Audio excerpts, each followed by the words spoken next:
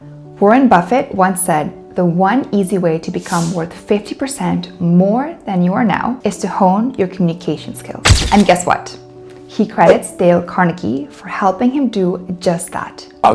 You could improve many of you, and I certainly could have when I got out, if just in terms of learning communication skills. You know, it's not something that's taught. I actually went to a Dale Carnegie course later on in terms of public speaking, but if you improve your value 50% by having better communication skills, that's, it's another $500,000, in terms of capital value. See me after the class and I'll pay you, 150. Carnegie's The Art of Public Speaking was written in 1915, and its lessons still hit home today. In this video, we explore what Carnegie's book can still teach us today, more than 100 years later. You'll learn which timeless principles still hold up, what feels outdated, and how to adapt Carnegie's core ideas for today's digital world. Whether you're presenting on Zoom, speaking on stage, or creating content online.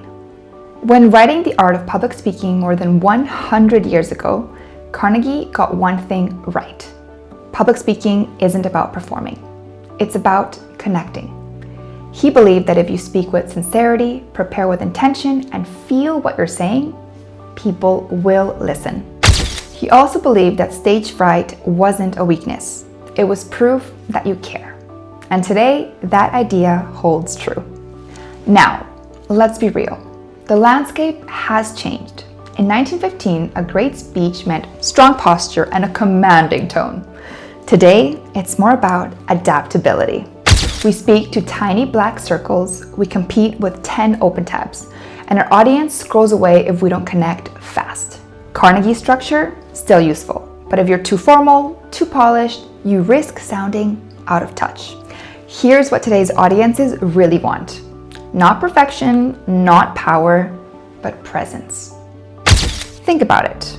Do you remember a technically perfect speech or one that made you feel something? That's the difference. That's what makes you memorable. Now, if Carnegie had AI speech apps, you bet he'd be using them. Tools like Udly or Orai analyze your voice, pacing, and even filler words. They don't replace public speaking groups like Toastmasters or a private coach, but they're a really great start. And here's one of my favorite low-tech exercises. I have my clients record a paragraph 3 times. Normal speed, slightly slower, then slower again. 8 out of 10 times, the middle version is the winner. Public speaking today isn't just about delivery. It's about empathy. The best speakers don't just talk, they listen, even in silence. When I speak, whether it's on Zoom or a stage, I'm tuning in to facial expressions, energy, even the questions people ask afterwards. That kind of awareness, that's where connection lies. When I gave my TEDx talk, I wanted to slowly build up to one powerful message. And when I'm posting reels or shorts, I want to grab my audience's attention in 3 seconds. Here's an overview of how to apply Carnegie's tips for both short form and long form content. Start strong. Know your message. Speak with emotion. Practice, not perfection. And connect with the audience. And here's my bonus tip. That's simple but powerful. Record yourself. Then wait a few hours, watch it back.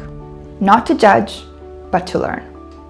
Notice what works. When your eyes light up, when your voice softens, that's the good stuff. That's emotion coming out. Self-awareness is the fastest way to grow as a speaker.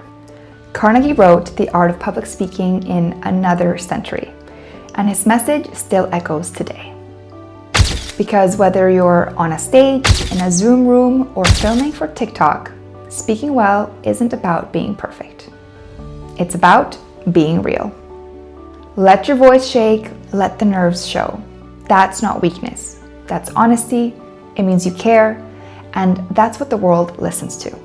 So remember, your story is worth sharing, and you're more ready than you think. If this resonated with you, hit that like button, subscribe, and share your thoughts in the comments below. I'd love to hear what part of Carnegie's legacy speaks to you. And if you want to know what type of public speaker you are, head to publicspeakingwithmaria.com and take my 3-minute quiz. You can't be loser, set me free.